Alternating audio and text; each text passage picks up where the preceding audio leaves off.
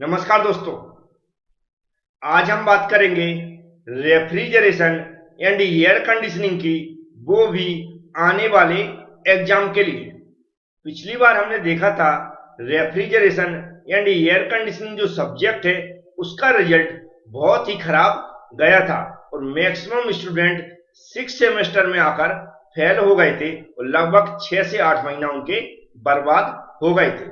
लेकिन मैं चाहता हूं इस बार ऐसा ना हो।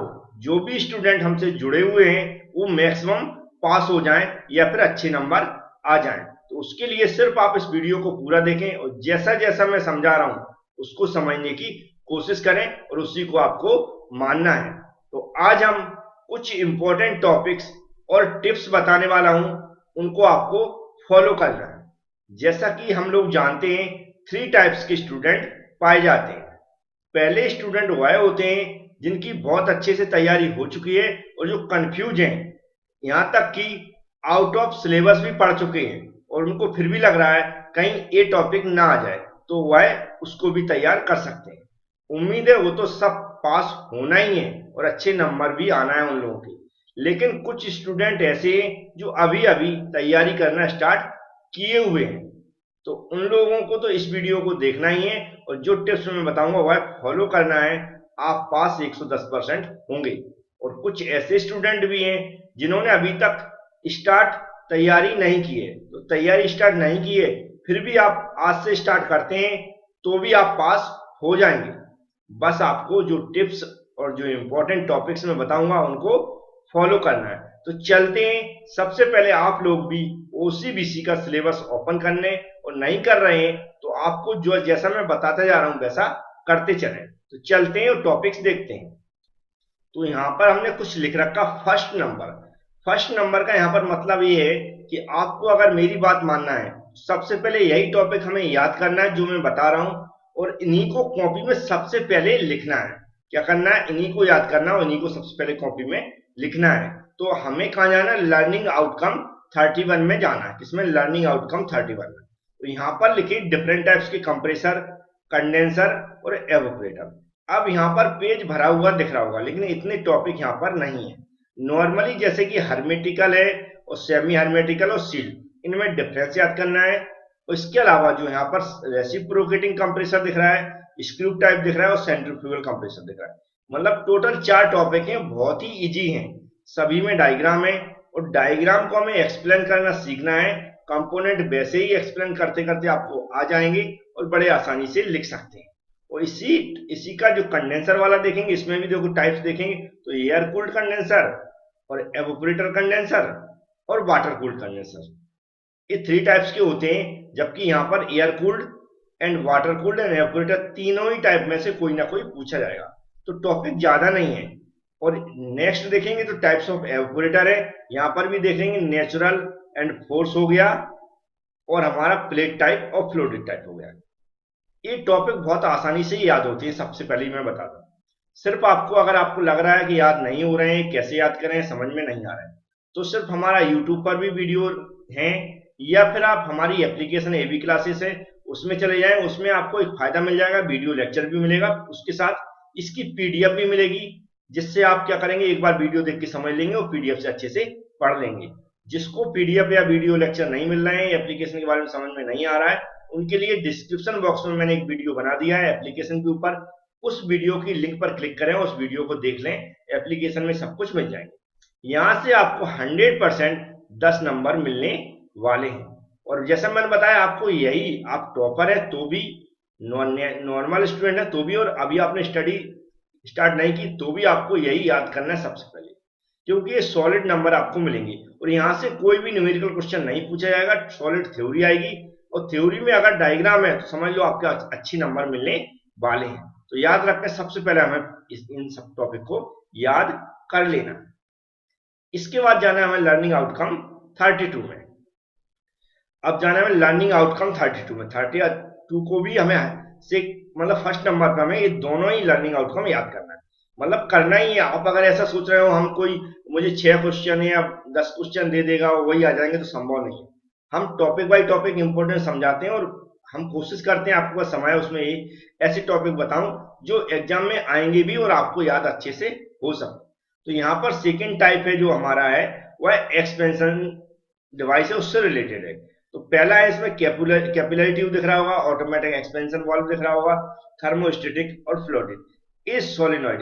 ये जो कुछ टॉपिक हैं एक एक डायग्राम इनमें और उनको एक्सप्लेन करना बहुत ही इजी है। मैंने कहा ना अगर आप चाहें तो एक दिन में जैसा जैसा मैं बताता जा रहा हूँ बड़े आसानी से आता, सिर्फ आपको वीडियो ही देखना है, डाटा बर्बाद करना है और ऐसा कुछ नहीं करना है। एक बार वीडियो अच्छे से देख लेंगे और फिर जब टाइम मिले तो उन डायग्राम को बिना देखें बनाने की कोशिश करना। जब बिना देखे बनाना सीख जाएं तो फिर उनको एक्सप्लेन करना सीख जाएंगे। एक्सप्लेन करना तो बहुत आसान है, जैसा कि आप 6 सेमेस्टर में आ गए तो बहुत जल्दी समझते भी हैं। यहाँ से भी आपको 10 नंबर मिलने वाले हैं। तो ये 20 नंबर आपको फ्री के होते हैं और ये आपको सबको इसका फायदा लेना है। सबसे पहले ही अटेम्प्ट करना है, इनको याद रखें। तो सभी स्टूडेंट जिन्होंने तैयारी नहीं की है, जो तैयारी कर चुके हैं, जो अभी करना स्टार्ट किए हुए हैं, वो ये 20 नंबर का सबसे पहले तैयारी कर लें। मटेरियल के बारे में मैं बता चुका हूं, जिसको नहीं मिल रहा है कंप्लीट मटेरियल वो एप्लीकेशन में चले जाए। तो फर्स्ट सेक्शन आपका खत्म हो जाएगा। अब सेकंड सेक्शन में हमें क्या याद करना है जिससे हमारे 10 नंबर या 20 नंबर और तैयार हो सके, तो चलते हैं उसको समझते हैं। तो हमने देखा ऊपर कितने नंबर पक्के हो गए, मेरे 20 नंबर पक्के हो गए, प्लस 10 नंबर हम यहां से लेंगे। कैसे लेंगे ये भी मैं बता रहा हूं, 10 नंबर यहां से लेंगे तो यहां तक आते आते हमारे 30 नंबर हो जाएंगे। टोटल कितने हो जाएंगे, 30 नंबर हो जाएंगे। अब यहाँ पर जो चैप्टर है वेपर एब्जॉर्प्शन रेफ्रिजरेशन सिस्टम और लर्निंग आउटकम है 24 पे आप चेक कर लेंगे हमें इसमें क्या और कैसे याद करना है।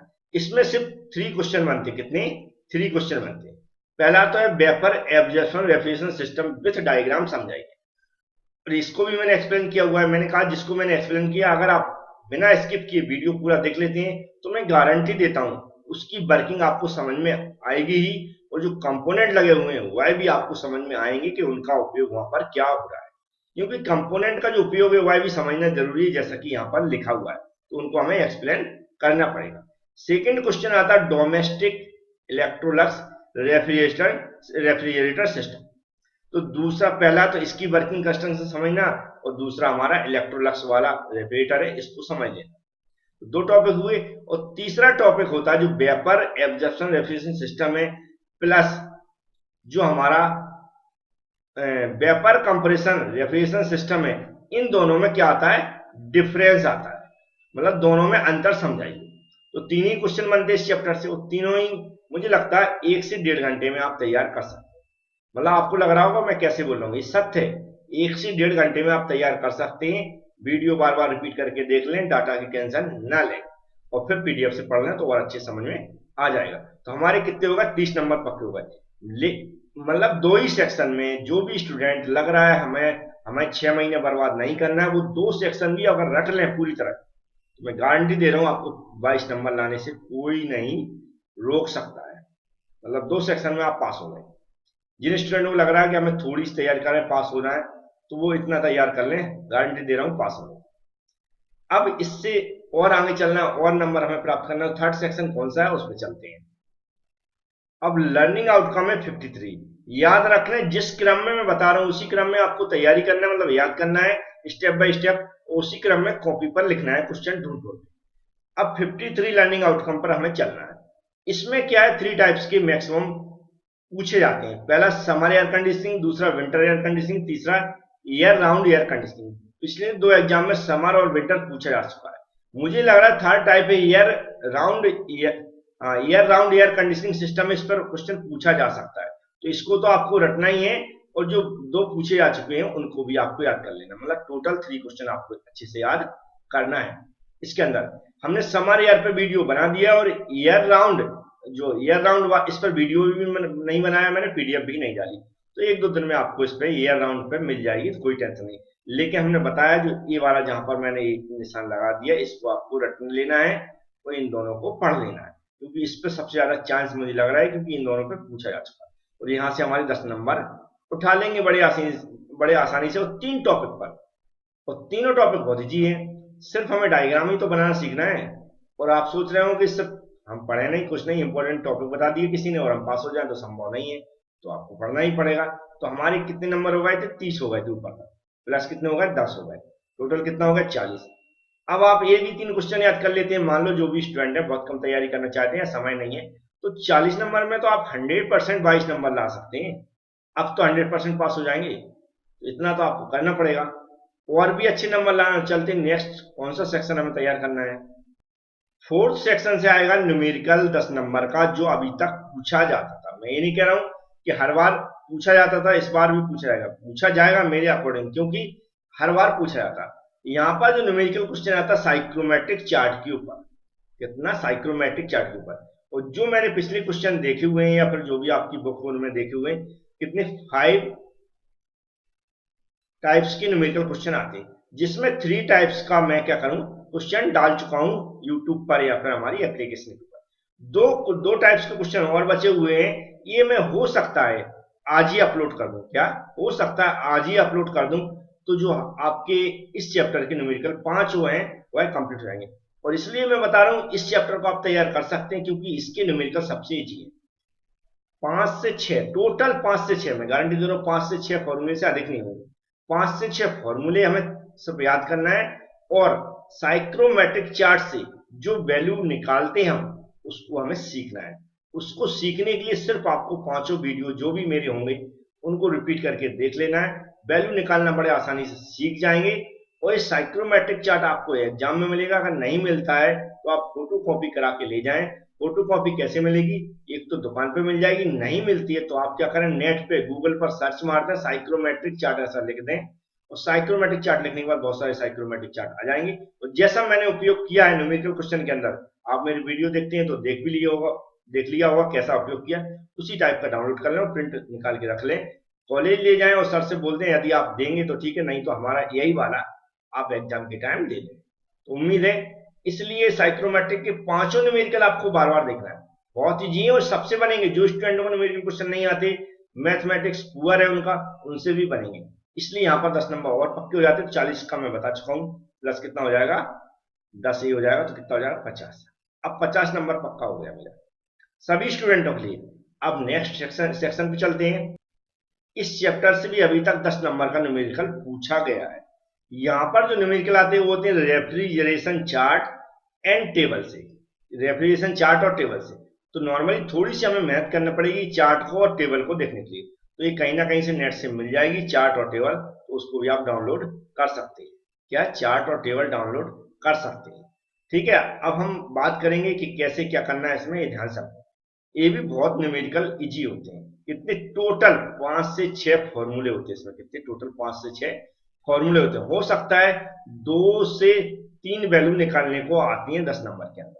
सिर्फ हमें क्या करना है इसमें, जो एंथैल्पी है H1, H2, H3 और H4, इनकी वैल्यू निकालना सीखना पड़ता है। कहां से, टेबल से और चार्ट से।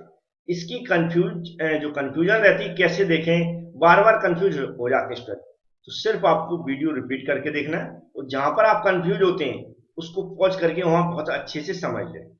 क्या करें, उसको रिपीट करके बार बार देख लें। क्योंकि अभी सिर्फ मैंने एक न्यूमेरिकल इस पे डाला हुआ है, और सिर्फ 2 न्यूमेरिकल और डालूंगा मैं। अभी इतने 2 और डालने वाला हूं, तो टोटल 3 न्यूमेरिकल में आपसे सभी टाइप के न्यूमेरिकल कवर हो जाएंगे और सारी वैल्यू निकाल सकते हैं। ठीक है, तो हमें क्या करना है, इस चैप्टर को 5th नंबर पे इसलिए देखना क्योंकि अगर उसने न्यूमेरिकल क्वेश्चन थोड़ा सा टफ पूछ दिया, टफ कुछ नहीं पूछता, जो थ्योरी है उसमें वो थोड़ी सी चेंज कर देता है। जब थ्योरी चेंज करेगा तो हो सकता है आप लोग कंफ्यूज हो जाए। जब कंफ्यूज होंगे तो आपसे बनेगा नहीं, वो गलत करके आएंगे तो नंबर बेकार जाएंगे।